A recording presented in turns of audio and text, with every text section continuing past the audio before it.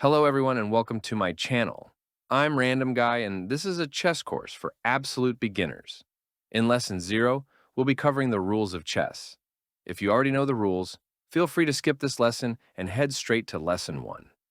The chessboard and pieces. Chess is a timeless two-player strategy game played on a board with 64 squares arranged in an 8 by 8 grid, alternating in light and dark colors. The board should be positioned with a light square at each player's bottom right corner. The horizontal rows on the chessboard are called ranks and are numbered from 1 to 8, starting from the bottom of white's position. The vertical lines are called files and are labeled with letters from A to H, starting from white's left side. This coordinate system allows us to identify any square on the board. For example, the bottom left square is A1 and the top right square is H8. Each player begins with a set of 16 pieces, either black or white. 1 king, 1 queen, 2 rooks, 2 bishops, 2 knights, and 8 pawns. And this is the starting position. White pieces move first. Let's explore the movement of each piece. One of the most intuitive pieces to understand is the rook. The rook moves vertically or horizontally across any number of squares. It cannot jump over other pieces. If an opponent's piece blocks its path, the rook can capture it, taking the square as its own. However, you can never capture your own pieces. Now let's look at the bishop.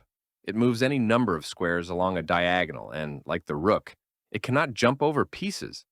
However, it can capture an enemy piece that's in the way. Each bishop stays on the same color squares throughout the game. The queen is the most powerful piece on the board, combining the moves of a rook and a bishop. It can move straight in any of the 8 directions, but it cannot jump over pieces of either player. However, it can capture an enemy piece that's in the way. The knight might be one of the least intuitive pieces to understand. It moves in a sort of L-shaped pattern, with each move changing the color of the square on which it stands. According to the official rules, the available squares are described as the closest squares that are not on the same file, rank, or diagonal.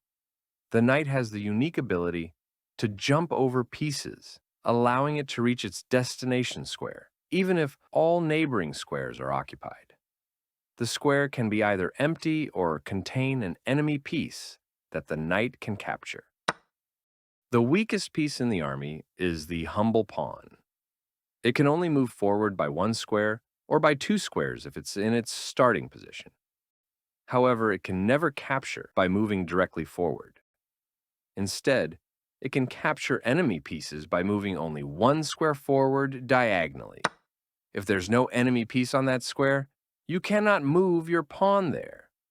If a pawn reaches the last rank, you can promote it to any piece except a king, such as a queen, rook, bishop, or knight. The king is a special piece because the goal of the game is to capture it.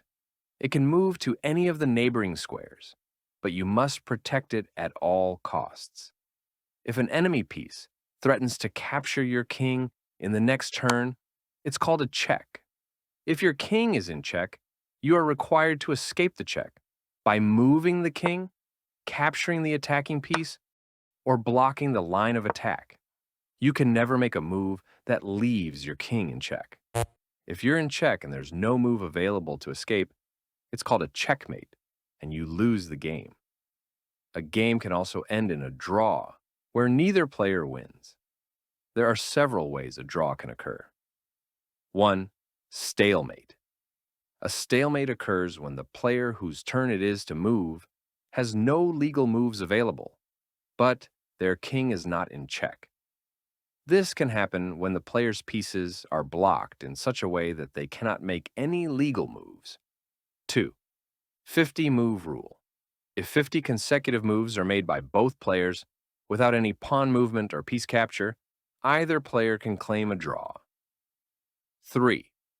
Threefold repetition. A player can claim a draw if the same position is repeated 3 times, with the same player to move each time and all possible moves remaining the same. 4. Insufficient material. A game can be declared a draw if neither player has enough material to checkmate the opponent. Common insufficient material scenarios include king versus king and bishop, and king versus king and knight. Additionally, players can agree to a draw at any point during the game. This is a mutual agreement and requires both players to consent. When this happens, the game ends and the result is a draw.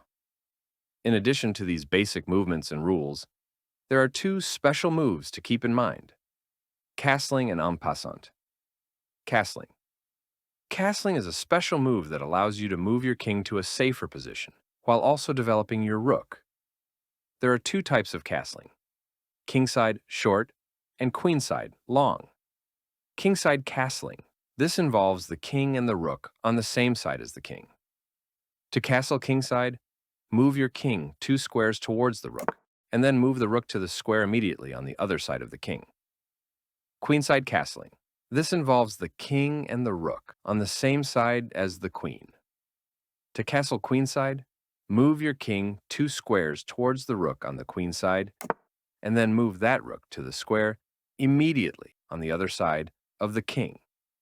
The following conditions must be met to castle. 1. Neither the king nor the rook involved in castling may have moved previously in the game.